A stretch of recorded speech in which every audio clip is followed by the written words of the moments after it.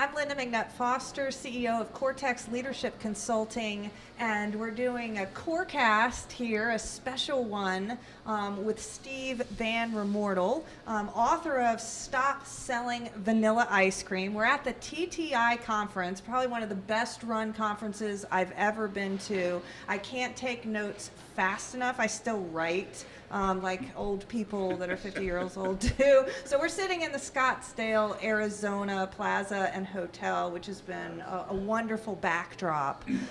So you were one of the keynote speakers yesterday, and I just couldn't write fast enough about your concepts. It was stop selling vanilla ice cream. Where did that come from? Well, when I started consulting 18 years ago, I'd be up in front of the room and I'd be like, you gotta stop selling vanilla ice cream. You know, you gotta sell, at the time I used to say you gotta sell Rocky Road, right? You gotta be different, you gotta be unique. And then when I went to write the book, we thought, who wants a rocky road, right? You want a smooth road.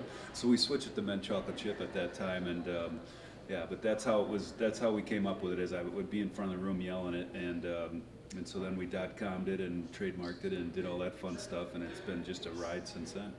Yeah, and you're a consultant, so where did this derive from? What type of challenges were you seeing when you went into accounts that made you develop this? Well, when I look at a lot of business plans, and companies will talk about their mission and their vision, but the most important question that they have to answer is, why am I going to do business with you versus that other company? You got to answer why. And so we like to say, you know, to stop selling vanilla ice cream, you have to define your mint chocolate chip. So your mint chocolate chip is why customers do business with you. It's what you strive to do better than anyone else in the markets that you compete in. You know, as consumers, we do it every day, right? We pick certain restaurants and certain stores we go to because they have something we want. And oftentimes we'll pay more for it. And we're okay with that because it's what we want. And that's their mint chocolate chip that we're paying for. And that's the same principle that needs to apply to your business as well. And so that's probably one of the things I see most often is companies will talk about a lot of other things, but they don't answer the most important question, and that's, why am I going to do business with you? Yeah, and let's talk a lot about this differentiation, because so many times as consultants we go into businesses and the first thing we ask leaders is, how do you differentiate yourself when you're speaking? How do you differentiate your business? We have great customer service. We have fantastic employees. Speak to that a little bit. Well, we talk about differentiating yourself. We'll look at, you know, we have a whole process that we'll take a company through, or that they can do themselves, you know, off our website. But it's really about defining what your foundational strengths are. You know, what are you the best at? And the reason we call them foundational strengths is because they're the foundation of what we call your competence, right? And so you define your competence, and as you strive to be better at your competence, it creates that differentiation. It differentiates you against the companies that you compete against because you're becoming the best at something. What are the different ways that I know we both use in our practice, the DISC motivators, driving forces type of thing? What are the type of practices that people can do to be able to identify their foundational strengths with their teams, with their customers in the marketplace that you've seen be really effective? Well, the reason that the combination of strategy and talent is so important is that to determine what type of talent you need, skill sets, right? You need to know what your strategy is, right? And so your talent, the skill sets that you need have to be wrapped around your strategy. If you don't center your talent on your strategy, then what are you centered on, you know? So understanding how you want to differentiate yourself and what skill sets do we need, which is where we use the tools that you use as well. What skill sets do we need to deliver our mint chocolate chip, right? So that's how we tie in behavioral science to our process. You know what I loved was the way that you talked about the cone was you wrap your talent around the ice cream, the mint chocolate chip ice cream, that is your passion or your strategy. And so many times I've found that there is no mint chocolate chip, there's just a cone. So they have their talent, but once you go to bite into it, you kind of get an empty experience. Or you get vanilla, right? And when you're selling vanilla ice cream, you get negotiated on price often because you're selling a commodity. So yeah, there's nothing there in theory, right? And that's why we make, a lot of times people can make strategy very complicated, and the cone analogy or the ice cream analogy helps us make it simple, right? What's your mint chocolate chip is understood from the boardroom to the plant floor. You know, how do we differentiate ourselves? So we use the ice cream piece to make it simple. What's going to happen to companies, do you think, that don't get this, that don't understand how important strategy is? And, I'm doing a lot of work with Raf Fatton. We've interviewed him about innovation leadership. A lot of people are sort of hanging on if they're in the first position. Yeah. What are you foreseeing over the next 5 years if companies don't really double click on strategy right now? We talk about moving from existence to prosperity. Okay, existence is really about when you start your own company, the company just basically provides you a job, but it doesn't provide you prosperity, and there's a huge difference there, right? And so what strategy does is provide you the opportunity not for only you to have prosperity, but everybody else that helps you make it happen.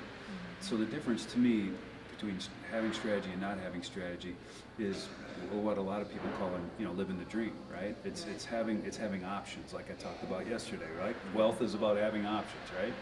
And being able to do cool stuff. And so the difference between having strategy and not having strategy to me is moving from existence to prosperity. Hopefully existence. Yeah, right, correct. Like in today's world, without innovation, without leading with strategy, we were talking about on a different news broadcast recently about orientation, and we were talking about how important it was to onboard employees. And during that discussion, it became so apparent to me that reorientation.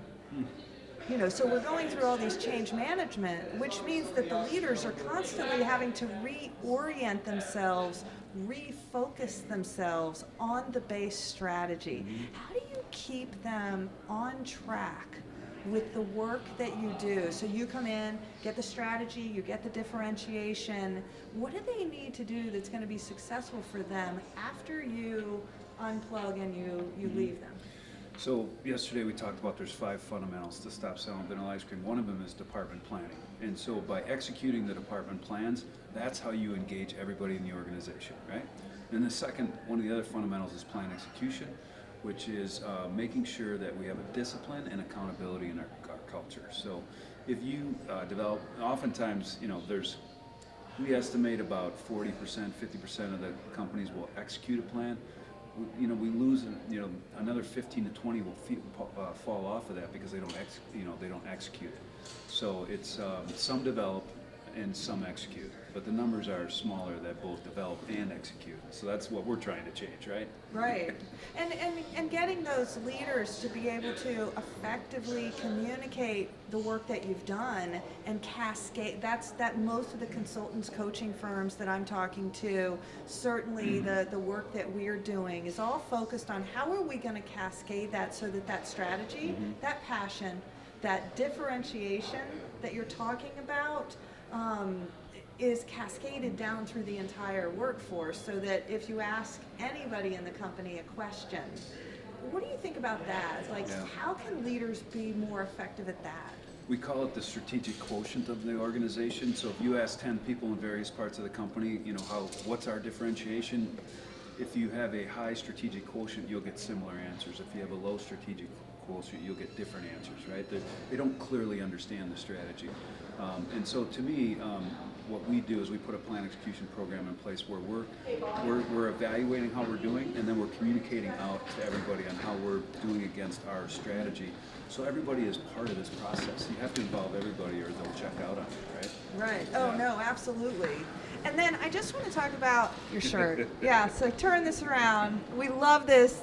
It is an ice cream cone. Tell me about it. I love the idea of brand and how you pull that through, because that's got to start conversations. Oh yeah. What is that on your cuff there? It's an ice cream cone. We have our platform called Stop the Vanilla, and my first book was Stop Selling Vanilla Ice Cream, which is very much your business strategy. We're in the process of writing the second book, which is Stop Living Vanilla Ice Cream, which is very much your personal strategy. So yeah, the cone is a really cool brand, and we put it on everything. So maybe next year when we meet at the conference, we'll be talking about the new The book. second book, yeah, Right? yeah. I can't wait till it's written. So it's Stop Selling Vanilla Ice Cream. Buy it, read it, let's talk about it. Lynda McNutt Foster, CEO of Cortex Leadership, for your Corecast, Virginia at Work, WFXR News. Check us out.